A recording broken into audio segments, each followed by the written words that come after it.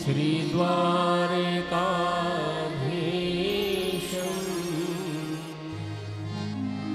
शोभया नित्यसेवितं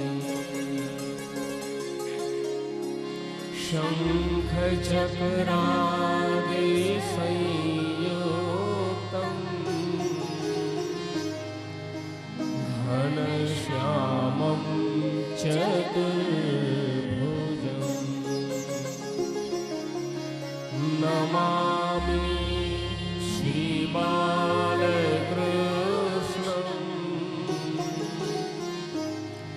यशोदोत्सङ्गलालितं पूतना सुपयः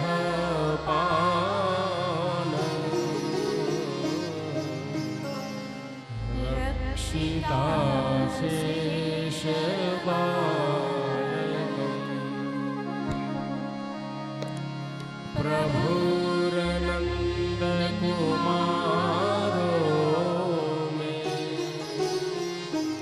स्वामिनी वृषभानुजा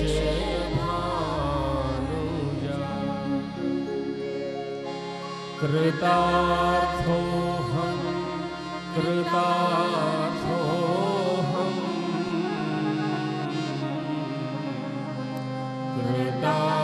कृतार्थोऽहं न संशय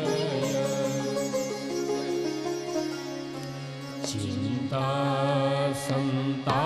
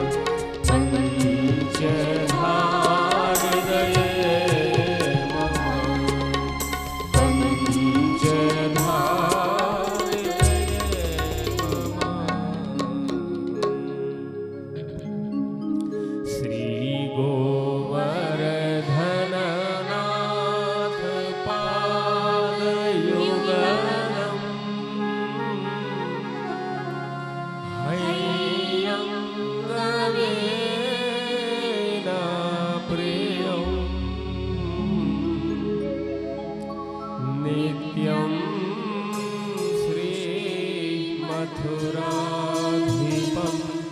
सुखकरं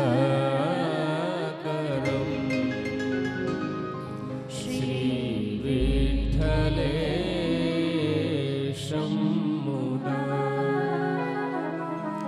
श्रीमद्वा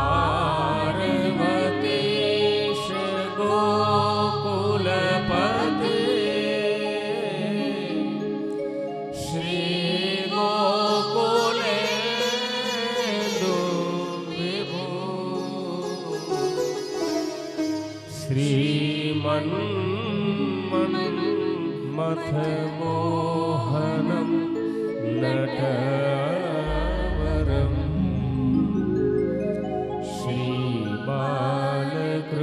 श्रीबालकृष्णं भजे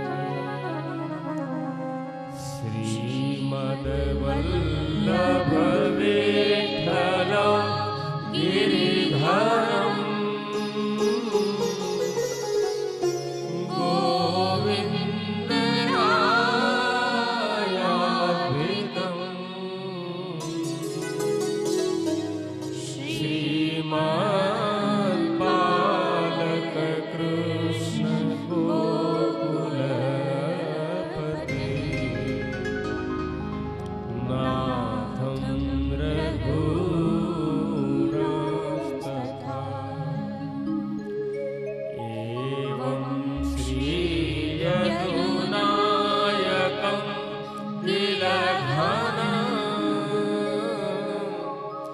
श्यामं च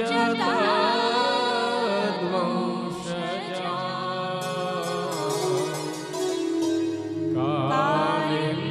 कालिन्दीं स्वगुरुं गिरिगुरुविभुं स्वीयप्रभुश्च स्मरे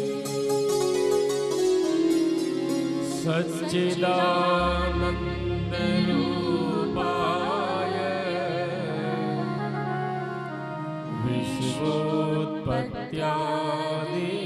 विश्वोत्पत्त्यादिहेतवे तापत्रय विनाशाय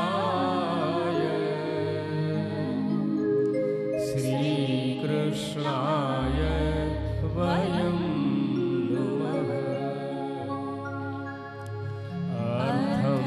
तस्य विवेचितुं नहि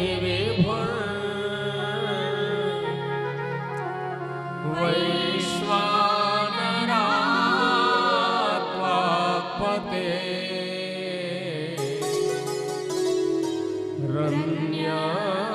रन्यास्तत्र विधाय मानुषतनुम्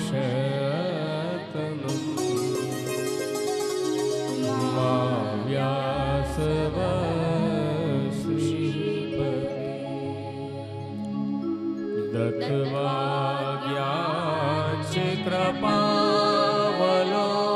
ज्ञानचक्रपावलोकनपटु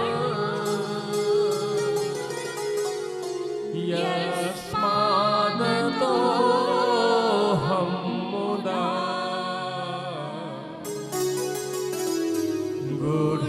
गूढार्थं प्रकटीकरोमि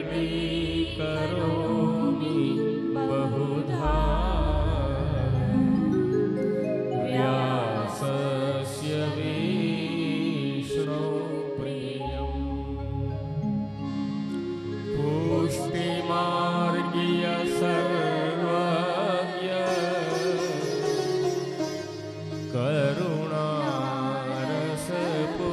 करुणारसपूरितः श्रेष्ठ फल प्रदाता च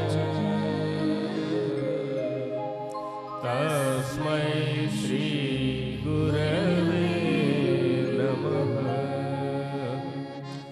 तस्मै श्री गुरवे नमः तस्मै श्री गुरवे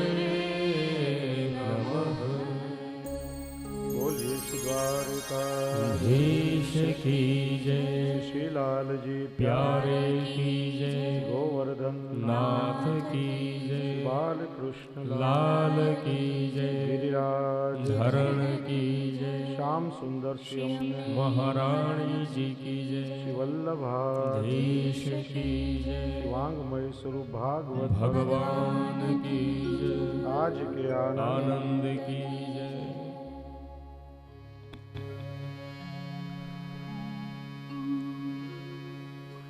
શ્રીમદ ભાગવત ભક્તિ સત્રના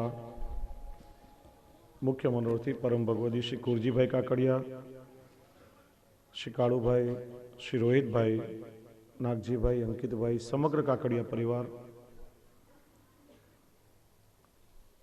મનોરથી પરિવારના આમંત્રણથી અહીં પધારેલા અમના સ્વજનો, વંદનીય બ્રહ્મદેવો, કીર્તનકાર વૃંદ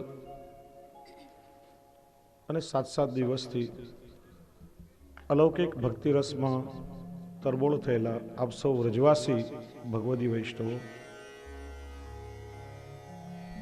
શ્રીમદ ભાગવતજીનું આપણું આ ભક્તિ સત્ર આજે વિરામ તરફ જઈ રહ્યું છે. કથાની ક્યારે સમાપ્તિ ન હોય. કેટલાક લોકો પત્રિકામાં લખે કે ભાગવત કથાની સમાપ્તિ ફલાણા ફલાણા દિવસે. કથા જો સમાપ્ત થઈ જાય તો જગતમાં સાંભળવા જેવું બીજું છે શું? હાઈવો કકળાટ સિવાય કંઈ નહીં. કથાની સમાપ્તિ ન થાય, વિરામ થાય, યથાધિકાર અને યથા સમય પાછા આપણે ભગવત નામમાં પ્રવૃત્ત થઈ શકીએ. ગઈકાલે ભગવાનના વિવાહોત્સવનો આનંદ આપણે સૌએ માણ્યો. રૂકમણીજી સાથે પ્રભુના વિવાહ સંપન્ન થયા.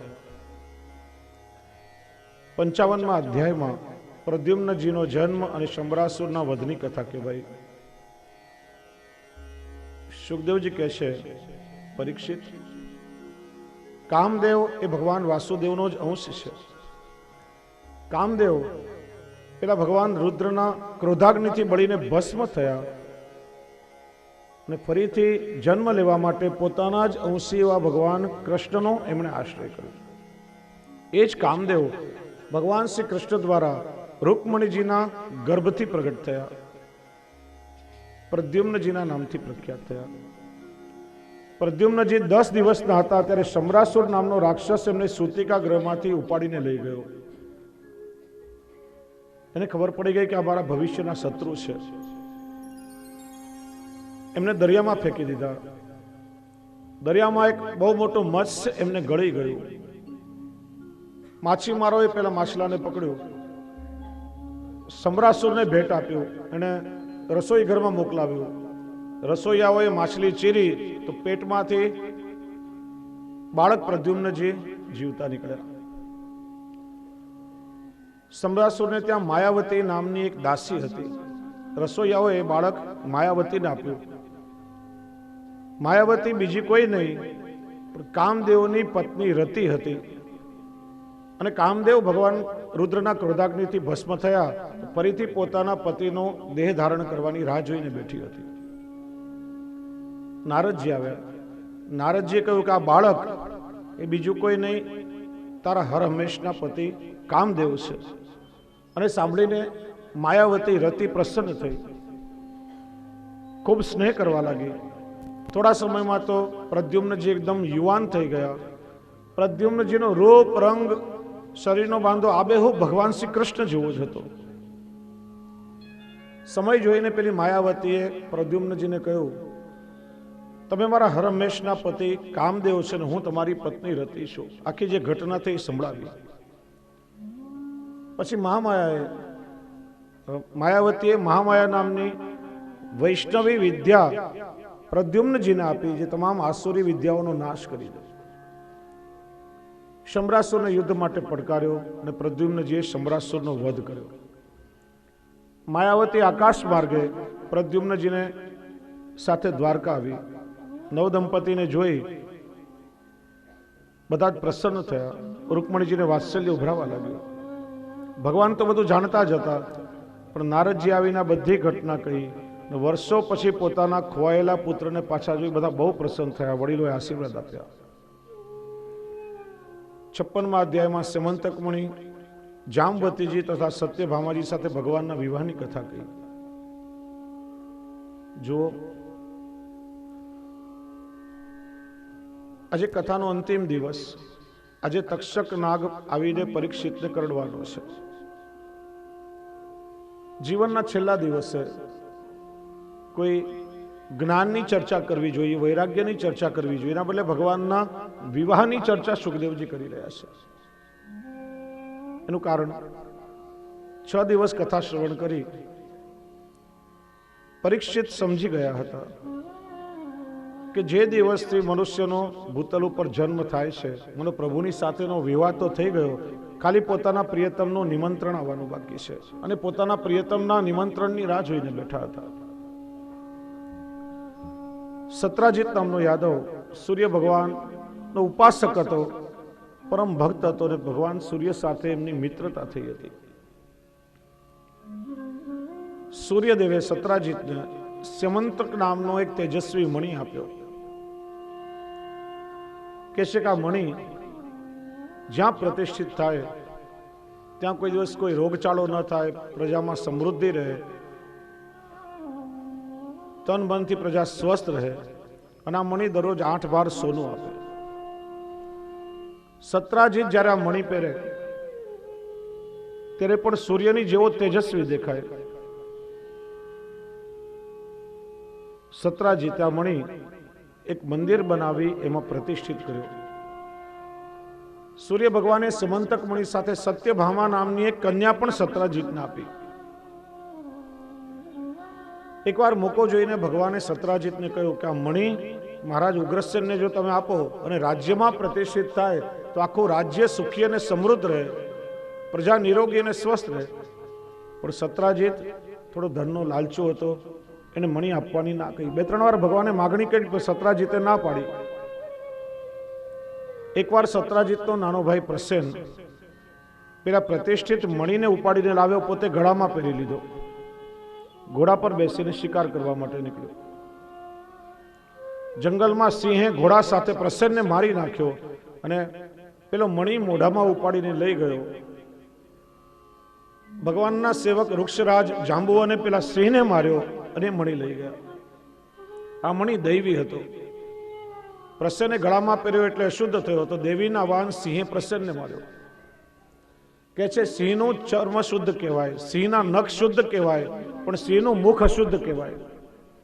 સિંહે મુખથી મણી લીધો, અશુદ્ધ થયો, એટલે વૃક્ષરાજ જાંબુઓને સિંહને માર્યો. એ મણી લઈ પોતાની ગુફા મેરુ પર્વતમાં ચાલ્યા ગયા. આ મેરુ પર્વત એટલે માઉન્ટ મેરુ ઈસ્ટ આફ્રિકાના ટાન્ઝાનિયામાં આજે પણ છે. ત્યાં સુધી બધા ભૂખંડો એકબીજા સાથે જોડાયેલા હતા પ્રાચીન સમયમાં. ભગવાન ત્યાં સુધી પધાર્યા છે. અહીંયા મણિ ન જોયો એટલે સત્રાજીતને સીધી શંકા ગઈ ભગવાન શ્રી કૃષ્ણ ઉપર. કૃષ્ણ અવારનવાર મણિ મારી પાસે માગતો હતો, નક્કી આ મણિ કૃષ્ણએ ચોરી લીધો છે. ભગવાન પર ખોટો આક્ષેપ આવ્યો, પ્રભુ પર આળ આવી છે. કહે છે કે ભગવાન શ્રી કૃષ્ણએ ગણેશ ચતુર્થીનો ચંદ્ર જોયો હતો, અને કેવી લોકવાહિકા છે કે ગણેશ ચતુર્થીનો ચંદ્ર કોઈ જોવે તો એના પર ખોટું કલંક આવે છે. શિવજીએ જ્યારે ગણેશજીનું મસ્તક છેદ્યું અને હાથીનું મસ્તક એમના મસ્તકની જગ્યા પર બેસાડ્યું, ત્યારે બધા જ દેવોએ ગણેશજીની સ્તુતિ કરી, પણ ચંદ્રમાં એમને જોઈને હસવા લાગ્યો, મશ્કરી કરવા લાગ્યો. ગણપતિએ શ્રાપ આપ્યો, તમે નિસ્તેજ બની જશો, કલંકિત બની જશો. ચંદ્રમાં નિસ્તેજ થયો, કલંકિત થયો. ગણેશજીની ક્ષમા માગી, સ્તુતિ કરવા લાગ્યો. ત્યારે ગણેશજીએ કહ્યું કે તમારું તેજ તમને પાછું મળશે, પણ આજના દિવસે જે કોઈ તમારું મુખ જોશે એ કલંકિત થશે. ત્યારથી એવી માન્યતા છે કે સ્યમંતક મણિના આખ્યાનના કોઈ પાઠ કરે, કોઈના પર ખોટું કલંક આવ્યો હોય, આખ્યાનનો પાઠ કરે તો એ ખોટું કલંક દૂર થાય છે. ભગવાન પર ખોટું કલંક આવ્યું છે. સત્રાજીત કહે છે, આગળ સુખદેવજી પરીક્ષિતને સંભળાવે છે, સત્રાજીત સ્વતનયામ કૃષ્ણાય કૃત કેલ્વિષ. શ્રીમદ ભાગવતજીમાં શ્લોક છે ત્યાં સુધી વ્યાસજીની સમાધિ ભાષા છે. ત્યાર પછી સમાધિ ભાષાને અનુકૂળ લૌકિકી ભાષા છે. ભાગવતજીમાં 3 ભાષા છે, પરમત અથવા મતાંતર ભાષા, સમાધિ ભાષા અને લૌકિકી ભાષા. જ્યાં જ્યાં પ્રભુની લીલાનું વર્ણન છે, વ્યાસજીએ સમાધિમાં લીલાનો અનુભવ કર્યો, એ સમાધિ ભાષા, એને શ્રી મહાપ્રભુજી પ્રમાણ માને છે. જ્યાં જ્યાં બીજાના ઉદાહરણો આપવામાં આવ્યા છે એ પરમત ભાષા, અને જ્યાં લૌકિક ચર્ચા છે બધી લૌકિકી ભાષા. કારણ કે ભગવાન પર આળ આવ્યું, સત્રાજીત ભગવાનને અપશબ્દ કહે છે, બધું સમાધિ ભાષામાં ન હોય. સત્રાજીત કહેવા લાગ્યો, કૃષ્ણનો સ્વભાવ નાનપણમાં માખણની ચોરી કરવાનો હતો. ભલે રાજા થયો પણ છે તો ગોવાળિયો ને. કૃષ્ણે જ મણીની ચોરી કરી છે. કોઈ મનુષ્ય સમાજમાં સારું કામ કરવું હોય ને તો એને સમાજમાં લોકોના ખોટા આક્ષેપ પણ સહન કરવા પડે છે. એમને એમ સન્માન મળતું નથી. જેણે ભગવાનને નથી છોડ્યા, આ સમાજે સીતાજીને નથી છોડ્યા, બીજાને શું છોડે? સારું કામ આપણે કોઈ કરતા હોઈએ ને સમાજમાં લોકો નિંદા કરે, ટીકા કરે તો આમ ખોટું ડરવું નહીં. પ્રભુએ જે સાચું અને સારું કામ સોંપ્યું છે વિના સંકોચે આપણે કરતા રહેવું. સમાજનો સ્વભાવ છે, જ્યાં સુધી આપણે લોકોને રાજી રાખીએ ત્યાં સુધી તાલી, નહીં તો ગાલી. જે દિવસે લોકોની અપેક્ષા આપણે સંતોષી ના શકીએ તો એ સમાજ આપણને પાછો તિરસ્કૃત કરે. ભગવાને વિચાર્યું મારા પર ખોટો આક્ષેપ આવ્યો અને મારે દૂર કરવો પડશે. થોડા યાદવોની સાથે ભગવાન મણી શોધવા માટે જંગલમાં આવ્યા. ઘોડાના પગલા જોતા જોતા આગળ ચાલ્યા. ત્યાં ઘોડાનું મૃત શરીર અને પ્રસન્નનો દેહ પડ્યો હતો. મણી ના મળ્યો. સિંહના પગલા દેખાયા. સિંહના પગલા જોતા જોતા આગળ ગયા તો સિંહનું મરેલું શરીર પડ્યું હતું. મણી ના દેખાયો. ત્યાં જોયું તો રીંછના પગલા, અને રીંછના પગલા શોધતા શોધતા ઠેઠ મેરુ પર્વત સુધી ભગવાન પધાર્યા. યાદવોને બહાર ઉભા રાખી ભગવાન જાંબવાનજીની ગુફામાં ગયા. જોયું તો રીંછના બાળકો મણીની સાથે રમતા હતા. ભગવાન મણી લેવા ગયા ત્યાં અજાણ્યા વ્યક્તિને જોઈ રીંછના બાળકો જોરથી ચીસાચીસ કરવા લાગ્યા. જાંબવાનજી આવ્યા. ભગવાનની સાથે જાંબવાનજીનું દ્વંદ્વ યુદ્ધ થયું છે. 28 દિવસ સુધી યુદ્ધ ચાલ્યું. ભગવાનની મુઠ્ઠીના પ્રહારથી જાંબવાનજીના સાંધા ઢીલા પડવા લાગ્યા. અને ત્યારે ભગવાનના સ્વરૂપને જાંબવાનજીએ ઓળખ્યું. સ્તુતિ કરવા લાગ્યા કે પ્રભુ આપને હું ઓળખી ગયો છું. આપ જ ગત જન્મના ભગવાન રામ છો. આપ જ દરેક પ્રાણીના પ્રાણ, મનોબળ અને ઇન્દ્રિય બળ પડશો. જાંબવાનજી